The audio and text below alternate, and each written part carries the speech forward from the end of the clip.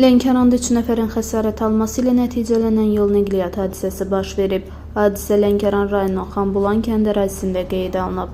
Hərəkətdə olan Vaz 2101 markalı nəqliyyat vasitəsi idarəetməni itirərək yol kənarındakı çuxura düşüb.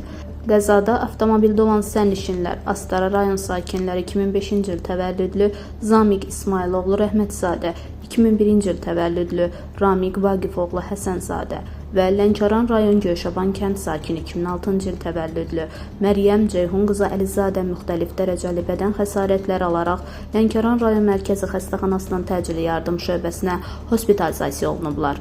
Sinxron Zamin Rızayev, xəstəxananın ictimaiyyətlə əlaqələr üzrə mütəxəssisi. Faktla bağlı araşdırma aparılır. 29 mart 2025-ci il tarixində saat 02:35 radələrində Lənkəran rayonunun Xanbulan kəndi ərazisində baş vermiş yol nəqliyyat hadisəsi nəticəsində 2 nəfər kişi cinsli, 1 nəfər qadın cinsli şəxs müxtəlif dərəcəli bədən xəsarətləri diaqnozu ilə Lənkəran rayon mərkəzi xəstəxanasının təcili yardım şöbəsinə hospitalizasiya olunub.